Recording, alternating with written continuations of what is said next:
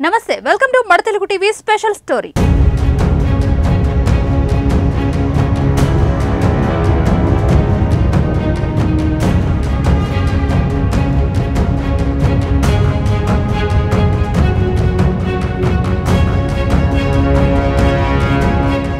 జీవీఎంసీని కూటమి గెలుచుకుంది.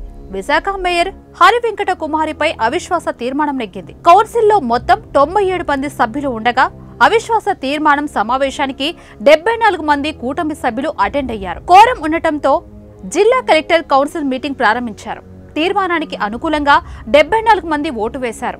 మేయర్ పదవి నుంచి హరివెంకట కుమారి దిగిపోవాల్సి వచ్చింది. కౌన్సిల్ మీటింగ్ ను వైసీపీ కార్పొరేటర్లు బహిష్కరించి ఓటింగ్ కు హాజరు కాలేదు. త్వరలోనే కొత్త మేయర్ను ఎంపిక చేస్తామని కూటమి నేతలు తెలిపారు. వారాల తరబడి ఉత్కంఠను రేపింది విశాఖ మేయర్ పీఠం. వైసీపీ కూటమి నేతలు నువ్వా నేనా అన్నట్టు తలపడ్డాయి. క్యాంపులతో కాకరేపాయి.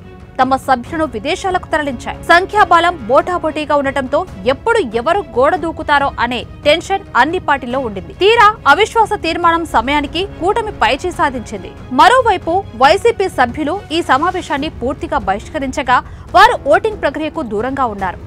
ఇన్నాళ్లుగా సాగుతున్న రాజకీయ కసి తీరిపోయింది. విశాఖ మేయర్ స్థానాన్ని గెలుచుకునే పోరాటంలో కూటమి ముందంజ వేసి విషయాన్ని తన ఖాతాలో వేసుకుంది. ఈ ఫలితంతో నగర పాలనలో కొత్త సమీకరణాలకు బీజం పడింది.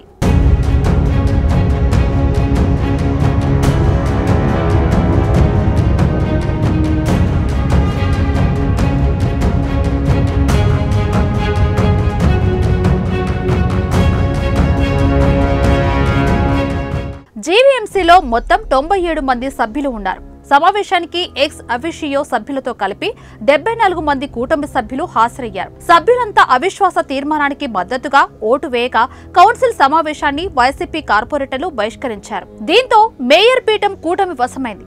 ఒకానొక దశలో ఆధిపత్యంలో ఉన్న వైసీపీ ప్రస్తుతం 59 మంది నుంచి కేవలం 31 మంది కార్పొరేటర్లకి పరిమితమైంది. ఇన్నాళ్లు మలేషియాలో ఉన్న కూటమి కార్పొరేటర్లు తీర్మానానికి ముందే విశాఖకు చేరుకున్నారు. వైసీపీ కార్పొరేటర్లు మాత్రం కేరళ, శ్రీలంకలోనే ఉండిపోయారు. అవిశ్వాస తీర్మానం నెగ్గేందుకు 74 మంది సభ్యుల మద్దతు అవసరం. వైసీపీకి 30 మంది కార్పొరేటర్ల మద్దతు మాత్రమే ఉంది.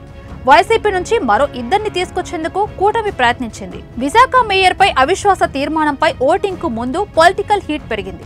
తమ కార్పొరేటర్లను టీడీపీ నేతలు బెదిరించారంటూ వైసీపీ ఓ వీడియో రిలీజ్ చేసింది. కేరళలో తమ కార్పొరేటర్లు ఉన్న రీసార్ట్ కు అర్ధరాత్రి టీడీపీ నేతలు వచ్చారంటూ మాజీ మంత్రి గుడివాడ అమర్నాథ్ వీడియో రిలీజ్ చేశారు. వైసీపీ విడుదల చేసిన వీడియోలో ఏపీ మాజీ బ్రాహ్మణ కార్పొరేషన్ చైర్మన్, వీఆర్డీఏ చైర్మన్ కనిపించారు. ఎంత ప్రయత్నం చేసినా విశాఖ మేయర్ పీఠాన్ని కాపాడుకోలేకపోయింది వైసీపీ. ఓటమితో మాజీ మంత్రి గుడివాడ అమర్నాథ్ కన్నీరు పెట్టినట్టు తెలుస్తుంది.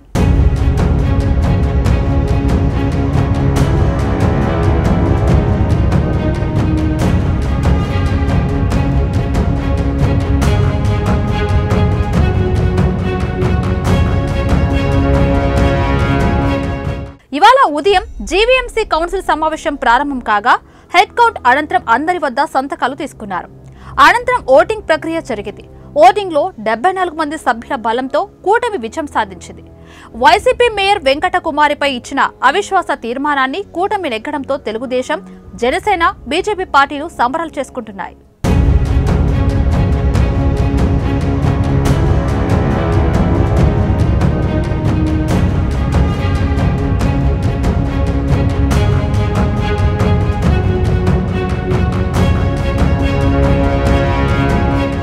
ఇది వాల్టీ స్పెషల్ స్టోరీ. చూస్తూనే ఉండండి మన తెలుగు టీవీ.